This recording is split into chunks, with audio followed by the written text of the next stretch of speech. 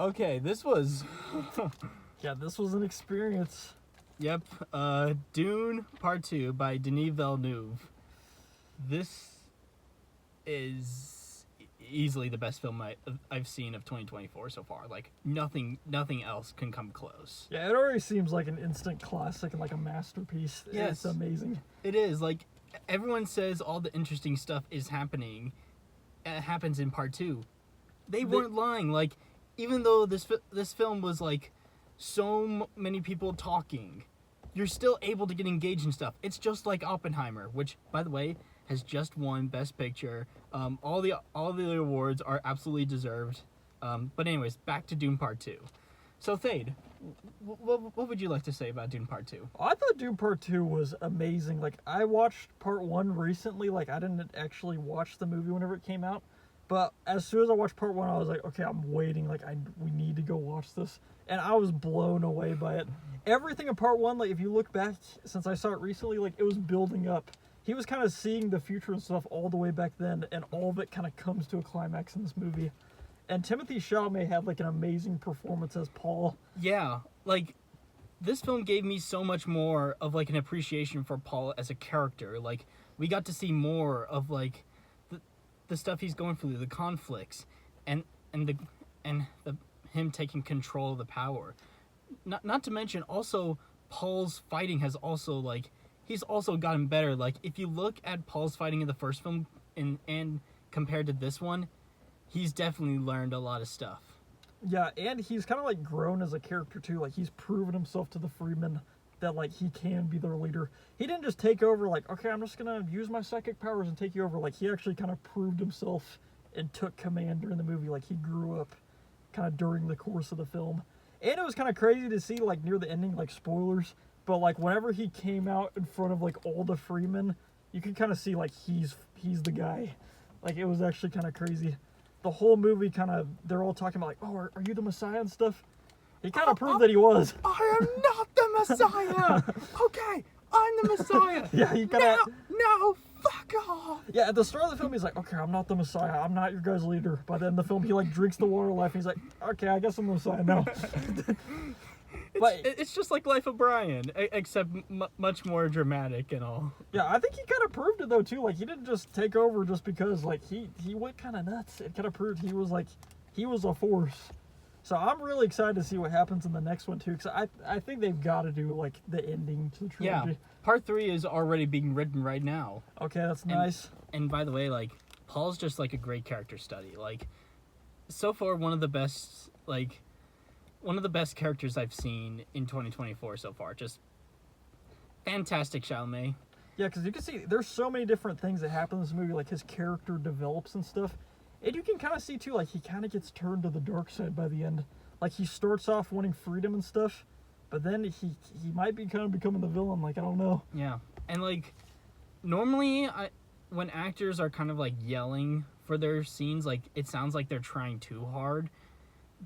But whenever Chalamet just yells, like, it just gives you shivers. Like, it shows you, like, just how much power he has. And that is, like, a best use of, like, using anger and rage, like, to just give off such a fantastic performance. Yeah, I was thinking, you never really, like, think, like, oh, this is just somebody acting, like, you're immersed in it. And you can kind of feel like, dang, this dude's actually got some power.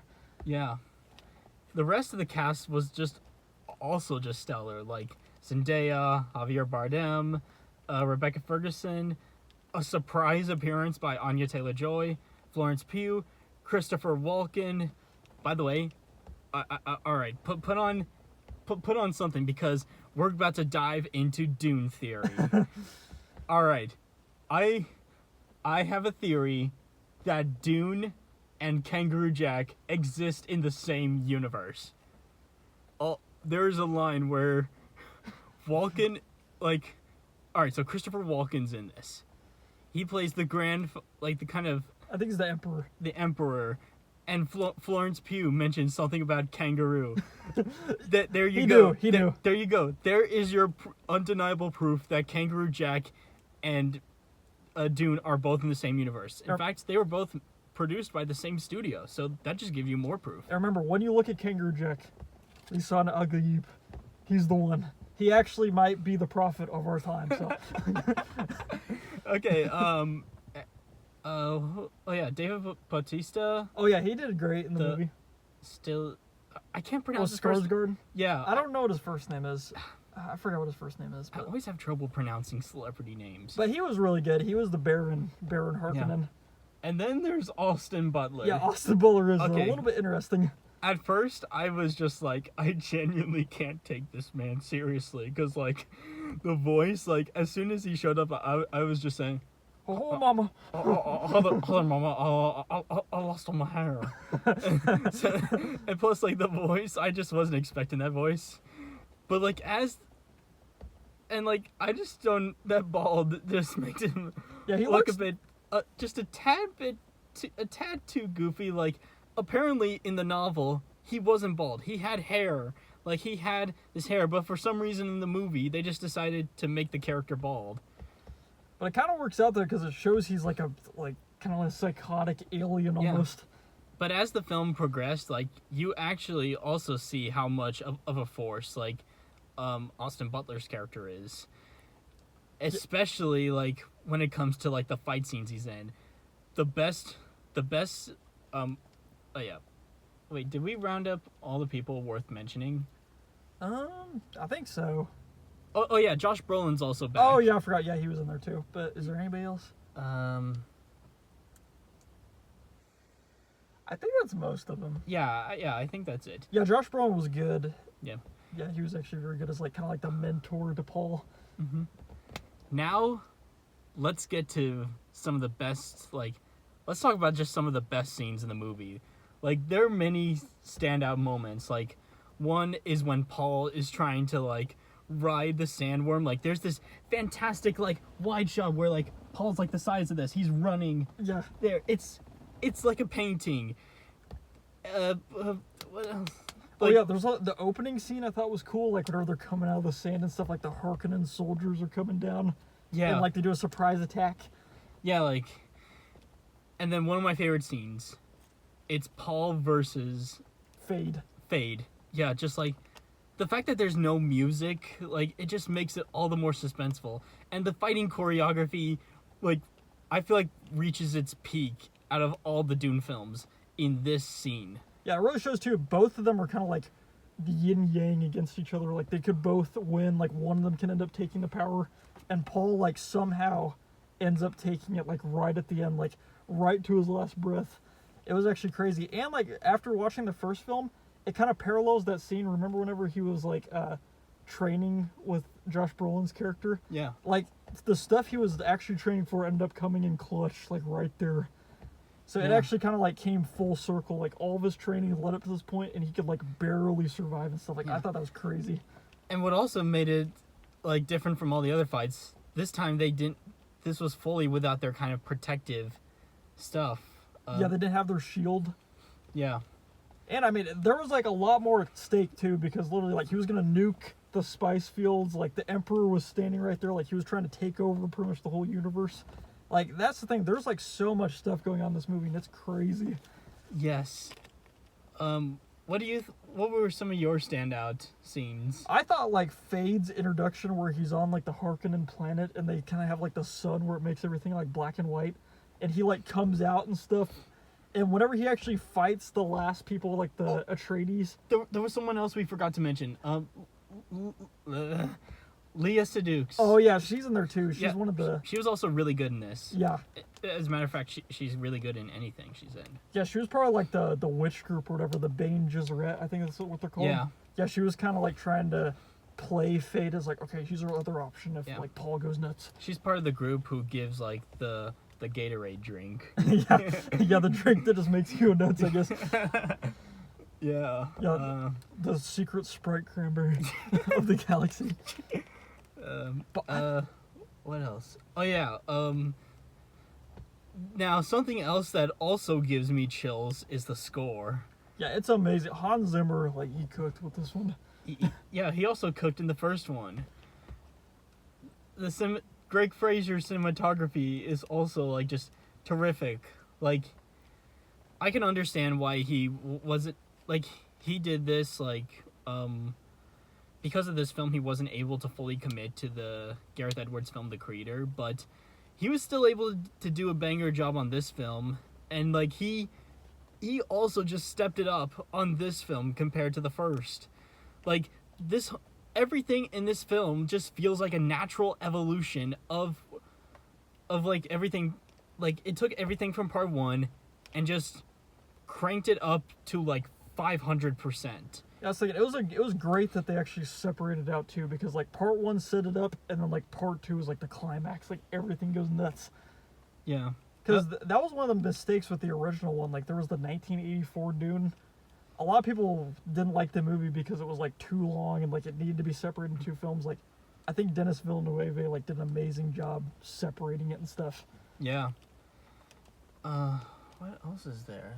There's I thought too, the CGI was like great. Oh yeah, I love one of my favorite CGI bits is that giant like reflective, Oh, and yeah. like I had my jaw dropped whenever I saw the reflections of like the buildings like as it was moving along. Like that is just some top tier CGI. That's it. That was CGI too, where it's not taking you out of the experience. Like it looks like real. There's a lot of CGI in today's films that like it doesn't really look that good. We're looking at you, Quantumanium. Yeah. This thing, it looked amazing. Like Denis Villeneuve is just great with these futuristic type movies. We're also looking at you, Flash.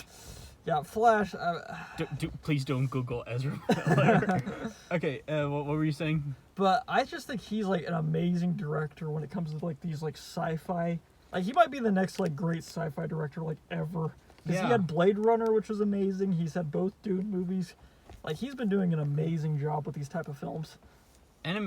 One of his films, Enemy, could also be considered sci-fi in a way. And even though it's not sci-fi, Prisoners is just such a haunting, like, intense film. And he was able to carry over some of those intense moments, like that intense feeling from Prisoners into several scenes in part two. Yeah, it was great. I say that was like just a movie. Like I was so excited to see it, and it actually paid off. Like I'm glad that it turned out this good. I think this is going to be worth purchasing on Blu-ray. Yes. Like if whenever it hits, like I'm getting it. Someday we're gonna have to do like a back-to-back watch of like part one, part two. Like Yeah. just the full, like you can see the full story. Yeah, and then part three, I hope it's not going to be like a one where they rehash like the first film or something. I want this to be like the best trilogies, like How to Train Your Dragon, Three Colors, the Before trilogy.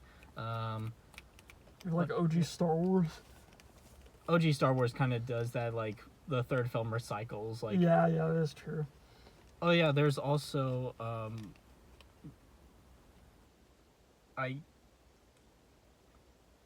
never mind. I was gonna say Madagascar, but Yeah. but you know that really doesn't kind of fit in line. But yeah, I'm just like so excited for Dune Messiah or Dune Part 3. And if you guys want us to watch another shitty film, like say Velocipaster, Click with Christopher Walken, Norm of the North, Yes. or Ben 10 Alien Force Sea of Esha's Secret, get this video to 10 likes and comment down below which one you want us to see the most, or if you have any other bad movie suggestions, let us know. And the next time we watch another film, we're gonna watch the one that wins. Yes, sir. But yeah, Dune Part 2 is just like, it's Denis Villeneuve's magnum opus, easily. Yeah, it's an incredible film. I say everything part one set it up, and he pulled it off like masterfully. I think lots of people have been calling for like a Dune movie forever, and like now I see why. Like it's an amazing story. Yeah, And there's like a lot of stuff undertones in it too that are like crazy. yeah. To this day, I like before watching Dune, I kicked myself in the rear a lot because not getting to see it in theaters, I regret it. Yeah, I regret it too because I wish But I would now- watched it back then. But now the both of us were able to make up for that by seeing Part 2 in theaters, and oh my goodness, I am just so glad we decided not to skip out on this. Yeah. Yeah, I think Denis Villeneuve he's like paving the way for like a lot of these films. Like he's actually doing a great job, I think. Like he's gonna be one of the best directors, I think, like moving forwards. Yeah. I'm just overwhelmed by how like were you able to have a film like this? And if Zalov would have written it off, I would have just Yeah. I would have just like tore everything down in my house in rage. Like, but yeah, I feel like that's all we got to say about Dune Part 2. It's just, it's fantastic. It's like, It's got an amazing score, amazing actors, like amazing story, amazing visuals and stuff. Like it's an incredible film. it's the complete package. I think it's like it's a blockbuster kind of done right with a lot of these like MCU movies kind of flopping and stuff. Like Yeah, this is a great change of pace with blockbuster type movies. yeah. It's paving an interesting future, and I'm really interested to see where that's going to go with films like this. But yeah, make sure to check out Dune 2 like while you can, because you need to probably watch this in IMAX because it's crazy. Like the visuals Yeah. are nuts. Just like see this in 70mm IMAX, just like how Thade and I saw Oppenheimer in 70mm. Yeah, it's 100% worth it. Also, of course, to get the popcorn bucket, but you know. Yeah. Oh yeah. You know what? I'm taking back everything I said. Dune Part 2 gets a 0 out of 10 because my theater did not have the Dune Part 2 popcorn bucket. No. What I would do to just take that popcorn bucket and just do stuff. Oh my gosh. Like I would do anything to just get that popcorn bucket. I would well, if someone told me to eat like healthy food, then I would say no. but I would just do anything to get that popcorn bucket and just True. understand what it's like, just putting your hand inside of it and then just taking it out. Yeah, that would just be so cursed. Like eat the popcorn, like okay, I got the popcorn out.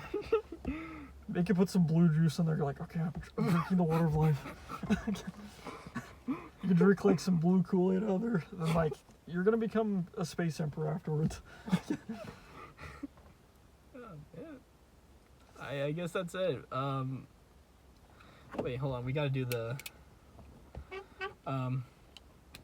Wait, hold on. Is this? Wait, how do you? I think you hold it like this or something, and you're like, Yeah. And we also the. oh yeah. Well, that's all we've got. Thanks for having. Thanks for seeing this with me. And thanks for having me. Like, come see it too. Yeah, and we'll see y'all with a terrible movie. See you guys later.